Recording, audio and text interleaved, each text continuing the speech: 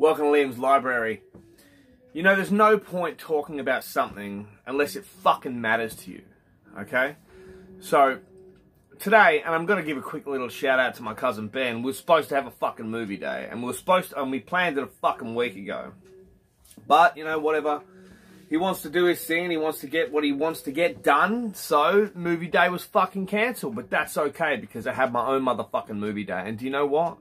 I can't watch shit I don't enjoy. I can't watch shit just because the fucking world says it's fucking worth watching.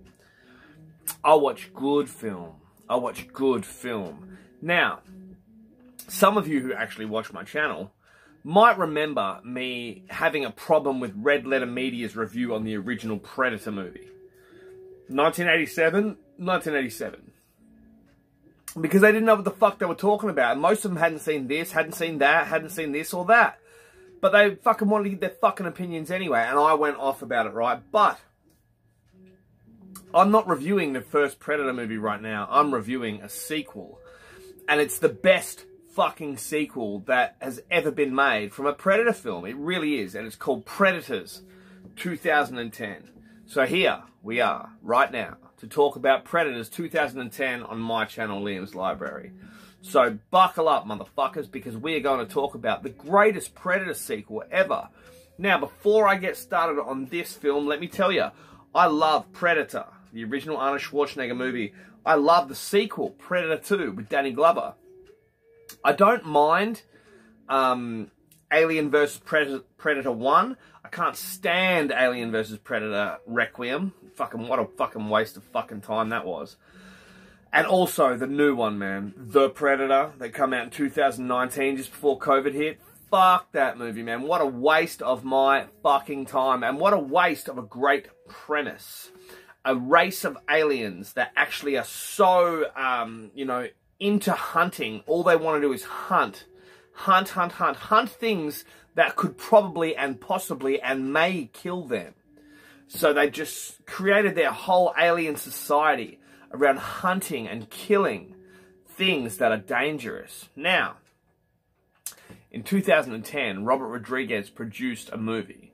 Now, the director is... oh my god, so heads up, my notes are like all over the place. I don't know whether to read them like that, read them like that, read them like that, read them like that. Like, who the fuck knows, right? But I took my notes, man, because I couldn't help it. Now, I normally don't take many notes, but this movie's fucking amazing. Adrian Brody, in 2010, Robert Rodriguez produced Predators. Yeah, I can't even find the fucking director's name on here. Yeah, I probably can. Ready, 1, 2, 3. Directed by Nimrod and Antal. I'm probably saying that wrong. But produced by Robert Rodriguez and produced by a few other people too. The writers, I'm not going to give them props on here because I don't know who they are or where they're from. But the writers, man, deserve fucking props for the dialogue and just the feel of this film. And the director and the cinematography is amazing. Now, we all remember Predator. We remember Predator.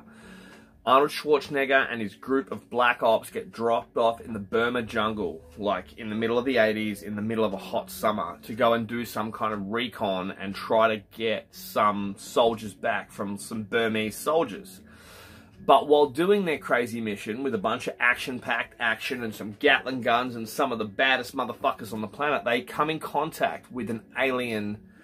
And he's there to hunt them. And the alien is the ultimate predator. And one by one, he systematically kills them until Arnold Schwarzenegger has to be the last one standing and battles this thing. And what it does turn into is a game of wits, not a game of strength, because Arnold Schwarzenegger realizes no matter how big Mr. Universe he is, he has to use his brain to outwit this fucking crazy hunter from outer space. That's all I'm going to say about that. Now, 2010 Predators. We begin with a man falling out of a plane. We don't see the plane. We just see him waking up in free fall. And he's like, what the fuck, what the fuck? And we're all like, what the fuck, as he's falling down. He doesn't know where he is, how he got there. That's what's good about this movie too. We know, we can feel what he's feeling, just surprise and where the fuck am I? And all of a sudden, like, this thing goes beep, beep, beep, beep, beep on his chest. and a parachute activates just before he falls into the thickest jungle that anybody's ever seen and lands. Then it says, Predators. Now, there have been some Predator sequels, like I've just explained. This movie captures the entire essence of what Predator is about. So let's keep going. So when he lands in the jungle, splat, and he's like, blood pissing out of his nose. It's like, holy shit. And then we meet Adrien Brody. We don't know his name yet, but he's Adrien Brody, and he's got guns strapped to him and bullets, and like, that's how he fell out of whatever the fuck he fell out of and landed in this strange jungle. This is how we're introduced to our main tough guy. 2 seconds later, somebody else lands with a parachute and just comes up like this with 2 Uzis, and it's Danny Trejo. And he's just like, fucking, and he's just like, no, put your fucking guns down, put your guns down. And as they're arguing, another parachute lands, but the parachute didn't open, and a dead man just goes splat and falls right in between them. So they have to put their bullshit aside and look at this dead body. And they look at this dead body, and then they're nearly about to start talking, and all of a sudden somebody opens fire on them from behind the forest with a Gatling gun. And they both have to jump out the way, and there's a lot of bullets, and they're sitting behind like a log in this wet-ass fucking super jungle. And Adrien Brody's like, single shooter, you know, and he's like, how do you know? And he's like, and Adrien Brody runs off through the forest like some kind of super commando, right? And then he finds this German man with a Gatling gun, reloading his gun and doing this, that, and the other, and then getting ready to keep shooting. And Adrien Brody sneaks up behind him quietly like a ninja and puts his gun to his head and goes, stop. No, please stop what you're doing.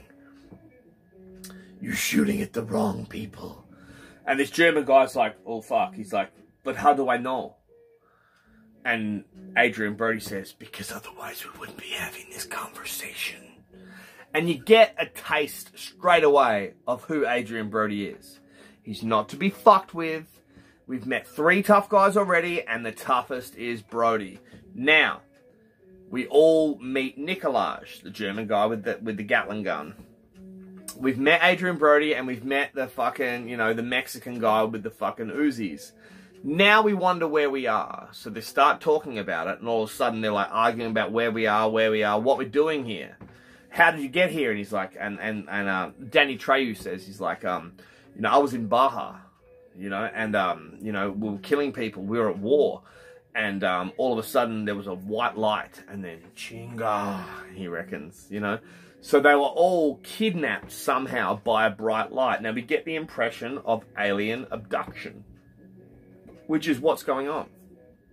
Now, all of a sudden, it's like, what are we doing here? What are we doing? What's going on? What's going on? And Adrien Brody says, well, maybe she knows. And then you just see Michelle Rodriguez, and she's a sniper, and she's sitting in the bush like this. And they look at her like, holy shit, because she's got guns on them. And she goes, I've never seen this jungle, and I've seen most. And the German guy's like, what, you think maybe we in Asia? It's like, no, it's too hot for this time of year, and the topography's all wrong. Like, because she knows shit. She's an ass-kicking fucking military, super crazy, fucking super trained killer. So's Adrien Brody, so's Trejo, and so's this German guy from Russia. Could you believe I just said the German guy from Russia? Fuck me. It's like saying James Wan is a Chinese American. Shout out to Kevin. No, but for real. So, like, everyone is, like, introduced here really quickly. And then she goes, he's like, do you want to look? And Adrien Brody says, do you want to lower that weapon? And let's get this out of the way really quickly. Adrien Brody, it's almost like he's Batman. He's doing that voice like this. I'm a fucking ninja. Like, he doesn't say that right, but you get what I'm saying. Like, he's doing the fucking full, tough guy, deep voice, scary thing. Now, Adrien Brody is a white Jewish actor who can just be whatever you want him to be because his acting is brilliant. Now, Adrien Brody in this film is playing the role of the Arnold Schwarzenegger role in the original Predator. But have a look at fucking Mr. Universe Arnold Schwarzenegger. And then have a look at Adrien Brody. And there's a big difference there. But Adrien Brody's acting just wipes that completely off the plate. He is your tough guy. And he knows more than you. And he knows how to survive. And he's the ass kicker from fucking hell. So all of a sudden, she's like, why do you want to know? I saw more parachutes over there. And he's like, where? And she goes, that way. But why? Because I want to know who the fuck threw me out of a fucking airplane. And we get our feeling for the film in like maybe 8 minutes. So now we move along. And as these characters move along through the forest, there's somebody else who's obviously landed. And he's wearing a suit. And he's like a Japanese man. And he's like, he's Yakuza. And he goes to take a walk in his flash shoes, and his shoes squelch in the mud, and he realizes this is not going to work for him. So he leans down, undoes his shoes, and then barefoots it through the forest like a silent ninja.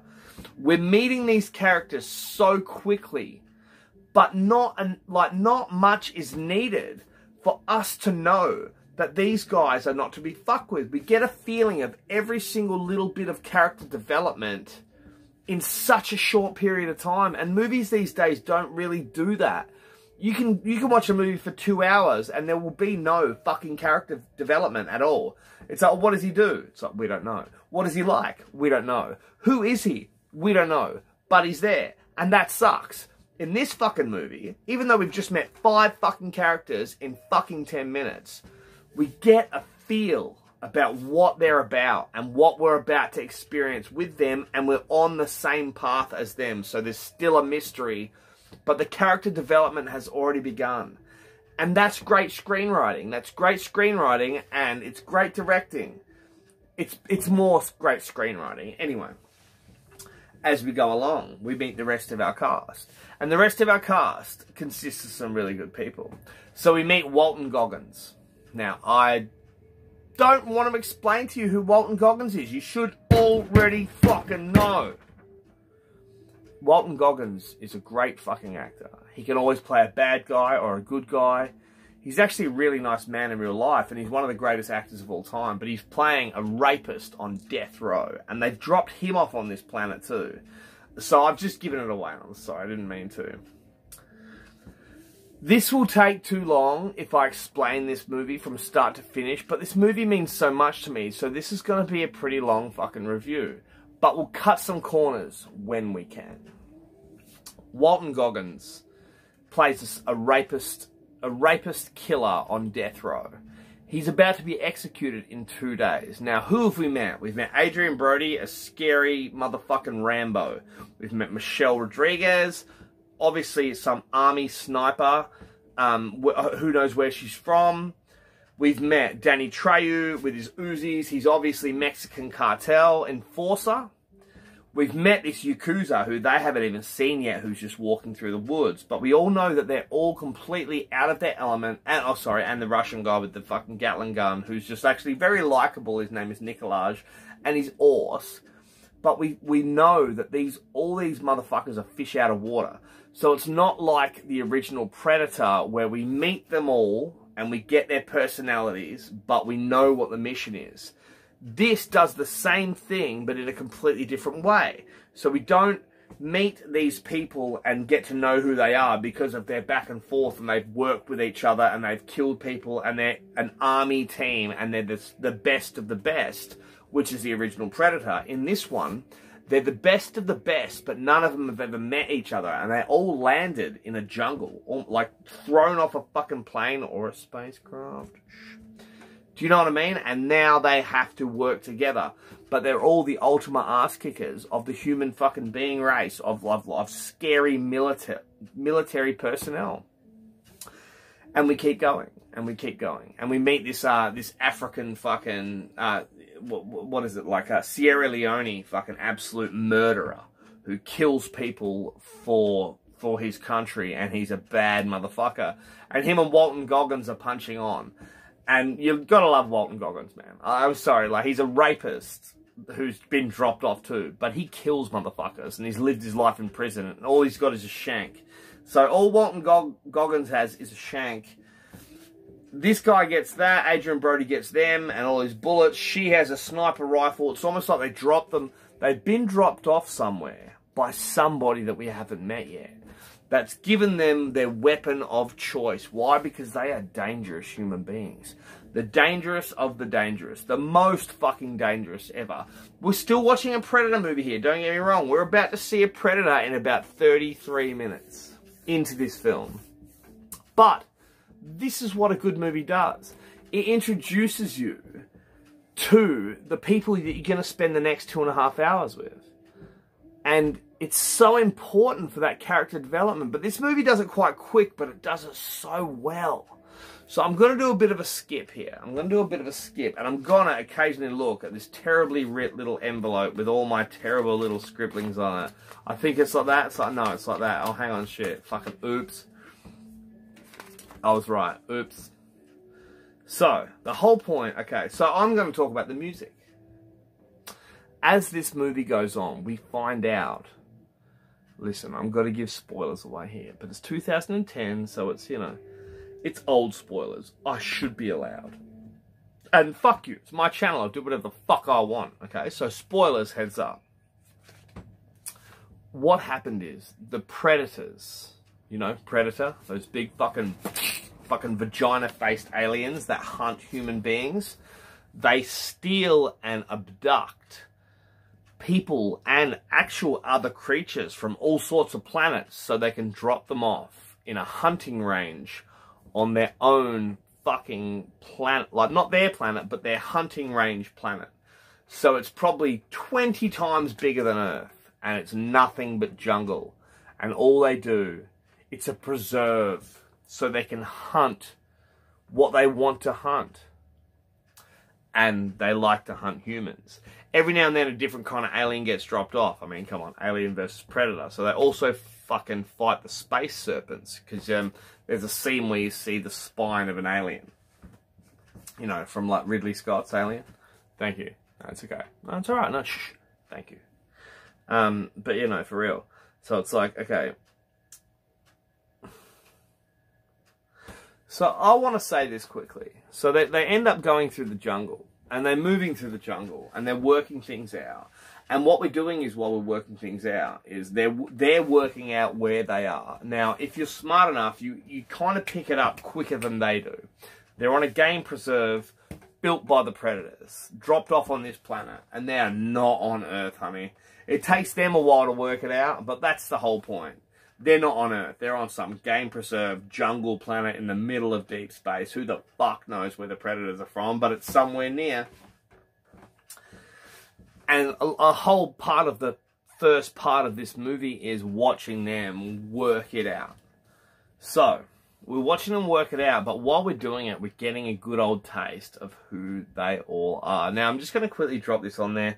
There's one character in this movie, and he's hanging from a parachute. He's the last person they find. It's played by, what's his face from that 70s show? Fucking, I hate this. Hang on, 2 seconds. I can't believe I paused this video to think of Topher Grace. Fucking hell, I feel like punching myself in the throat 17,000 times. So Topher Grace is in this movie. And he's hanging upside down from a parachute. And it turns out he's a doctor. And he's just like, I don't know, man. I was just driving home from work. And he's just a super pussy. And, you know, Adrian Brody says to Michelle Rodriguez, he says, he's the only one that doesn't belong. Sorry for if my Dark Knight voice doesn't work for this video. I'm a knight. Anyway, we're working on it. But he's the only one that doesn't belong. Like, and he points out all the players. He's like, bang. Mexican cartel enforcer. Bang. Fucking, you know, like Russian fucking Chechny fucking serial killer. Bang. Fucking, you know, and she goes, what about you? And then we look at our main character. And this whole movie, for me, is about Adrian Brody. He's everything to me in this movie. Like, this skinny white guy who's fit. Oh, man, don't worry. He's cut. He got big for it. But not Mr. Universe big. But it didn't need to be. So she says, what about you? She's like, you know the players. You obviously know the jungle. You know how to fight. You know how to kill. I'm saying ex-American forces, Black Ops. And she picks him spot on. And he goes, You got a problem with that? It's like, it shows you who you're fucking dealing with.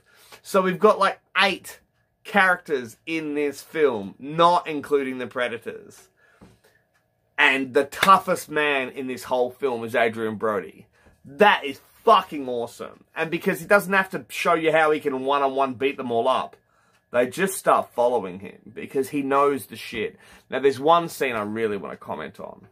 It's when Michelle Rodriguez, like, he's about to take off from all of them. He's like, I'm better on my own. I'm not doing this.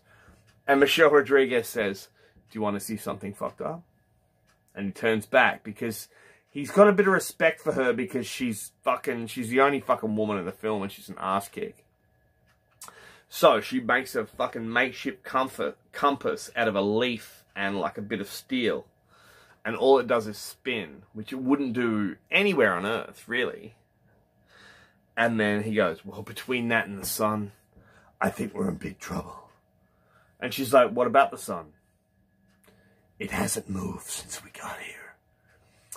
So they're not in even our solar system. They're not even in our galaxy. That's heavy, man. And they get to higher ground and they see all these planets so close to the orbit that you, like, the cinematography and the visuals are amazing, and like that's their reveal where they realize they're not on Earth, man. They have been abducted and dropped off on a game preserve. And there's a bit where Adrian Brody explains it to him. He goes, you know what? They send in the dogs like you would if you were hunting quail or hunting foxes. He's like, how do you know this? The African guy says to him, how do you know this? He goes, because that's what I would do. And he goes, in case you didn't notice, we just got flushed out. And like, the military dialogue is amazing. The tough guy dialogue is amazing. There's a whole bunch of scenes that make me just fucking love this fucking flick. It makes me want to just fucking belt cunts. Anyway, I better get to the point. So what is the point? Okay. So, there was a book, not a book, a short story written in 1924 by Richard Connell. And it's very famous, and they made a film about it. It's called The Most Dangerous Game, and it's about hunting human beings. And what is the most dangerous game? A human hunting another human, because survival kicks in and we become very dangerous. Now, the short stories, it's well written. I've read it. And I've seen the old movie, The Most Dangerous Game.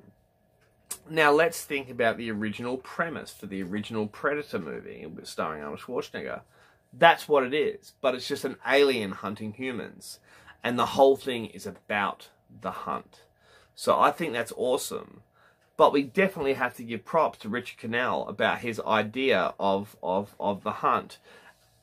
Now, there's a thing where somebody said in history that hunting an armed man is the closest you can get to fucking the most dangerous thing you can ever do is learn how to hunt a man if he's armed. You're armed and he's armed and you try to hunt each other. Now, do you know who said that?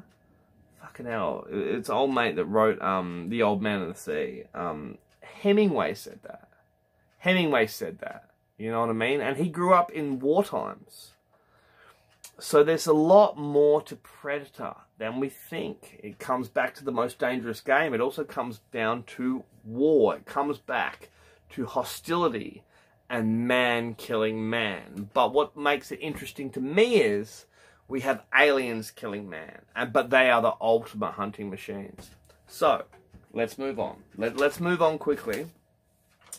So, oh my god, the music in this movie. The music in this movie. There are 6 Predator movies. Like 6, and I'm not counting the fucking fan-made ones. 6 ones, including the Versus Predator movies. This is the only one that uses the same fucking soundtrack. Like fucking, did you not fucking realize that? And the only reason I'm fucking yelling and swearing at you is because, man, this movie didn't get any respect. 68% on Rotten Tomatoes. Fuck you. Like, fucking fuck off. It actually tried to be the ultimate sequel to the original Predator. and I know film, and fuck you, this is the ultimate sequel to the original Predator. But fuck, man, jump on Facebook and look at every fucking half-wit fucking stupid fucking cunt that thinks this movie sucks. So what the fuck are you basing that on? Like, did you even watch the fucking film? It's one of the best fucking Predator movies of all time. But no, it's like, oh man, I didn't like Predators. Why? Because it made you think? Because it actually put you in the same position as the original movie? And what, have you only jerked off to Alien vs. Predator and you don't know shit? Yeah, I think that might be what it fucking is. You don't know fucking shit. And shut your fucking cunt, and I swear to fucking Christ. It is the greatest fucking sequel to the original Predator movie. It really fucking is. And it deserves to be looked at that way. And there's scenes where the music builds up and you realise you're listening to the same soundtrack from the original 1987 Arnold Schwarzenegger movie Predator. Now, why would they have done that if they didn't really want to try so hard? And listen, their effort paid off. But, like, it didn't get any props from Hollywood or from fans. And you should be ashamed of yourself if you don't like this movie. Because it just proves to me that, ready? And I've said it before. Are you ready? You all don't know shit. But I digress. Now, we're going to talk about Adrien Brody.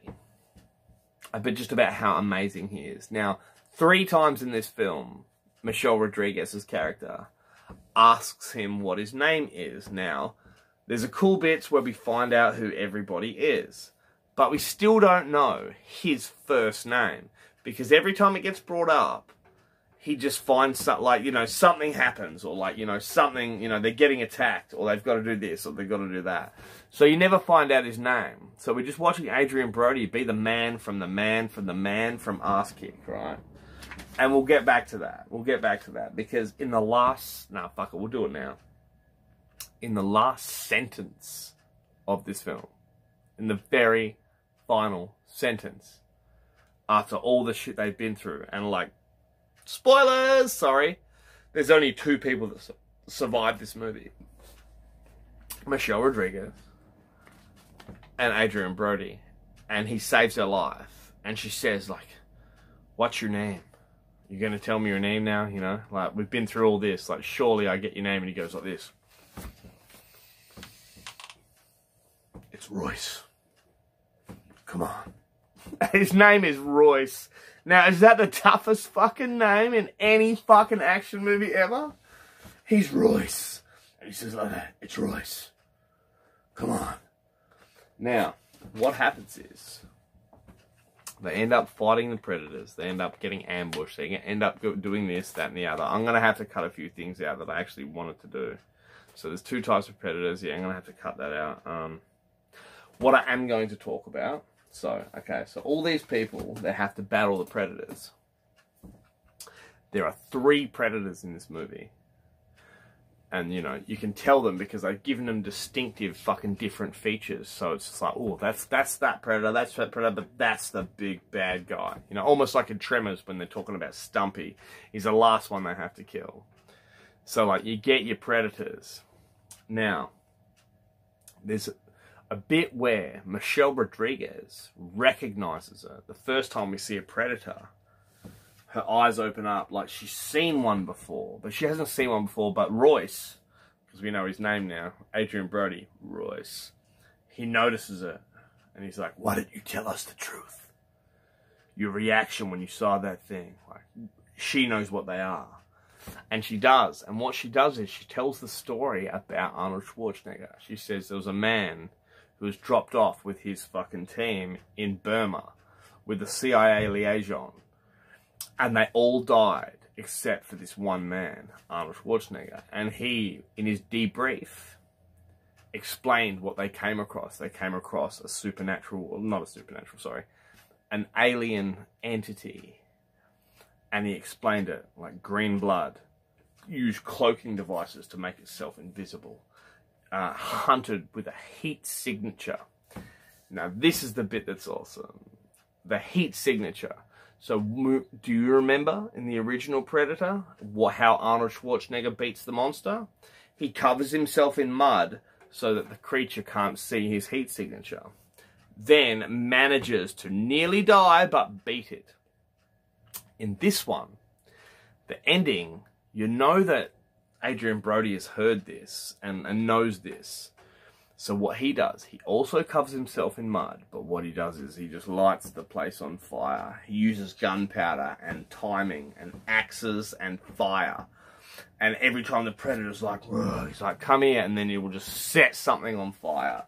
But he's half naked and he's just covered in mud. So he uses mud and fire to just come out of the shadows and just go bang and hit it with an axe. And then bang and hit it with an axe and then set another part of the jungle on fire.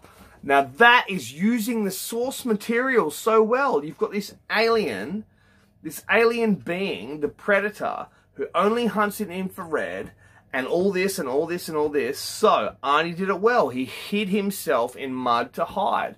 But Brody, Adrien Brody, our mate Royce, uses mud, uses fire to confuse the alien, and then just fucking...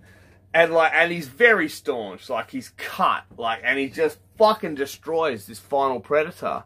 And it's really hardcore. Now, just quickly before we knock this video off, I've pretty much given you the gist, so go out and watch it, but we'll get to that in a sec, because I'm going to yell at you anyway. If you haven't seen it, be ashamed of yourselves. So, here we go. There's a bit where, remember I told you Topher Grace is in this movie, and he plays some doctor, and he's just hell out of place. Turns out he's like some serial killer that's killed like a whole bunch of people back in like America.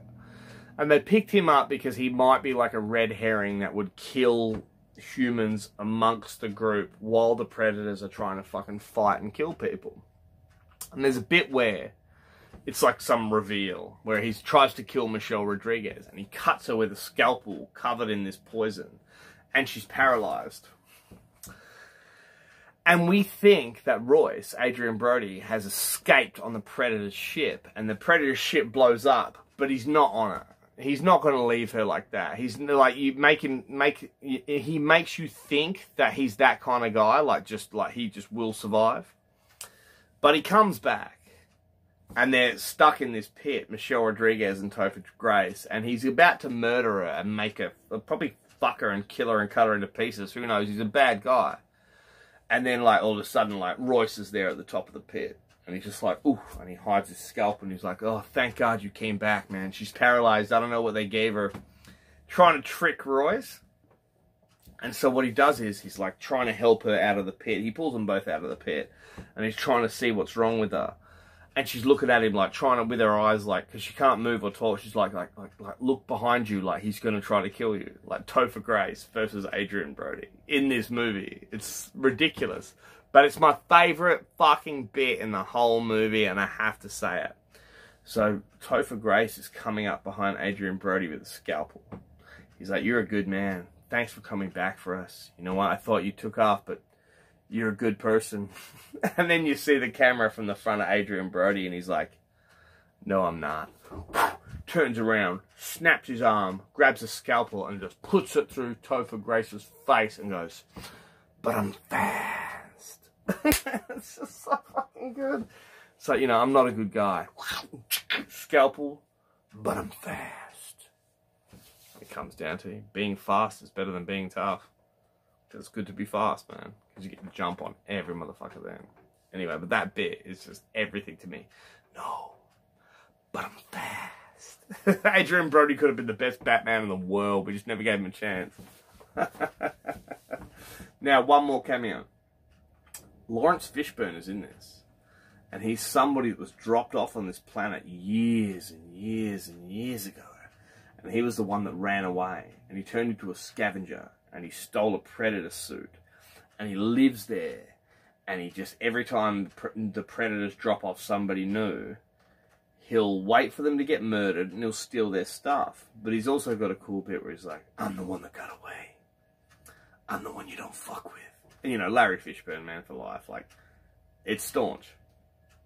And the predators end up finding him in this movie, this season, and blow his fucking head off. And it's a good death. But there are a few good deaths. So let's talk about the deaths. There's the death of the Russian guy. And a predator. You know how the predators have them big spines that come out there, shoo, like that. He comes up behind the Russian and stabs him right through the guts and picks him up. And then the Russian goes like this, and says something in Russian and just goes flick. And he's holding not just 2 grenades, but 2 super grenades. And just like spits on the Predator and just blows them both up. Now that is what you want in a Predator movie. You know, like, it's what you fucking want. That's what we came here to fucking see. What about the other deaths? Hang on.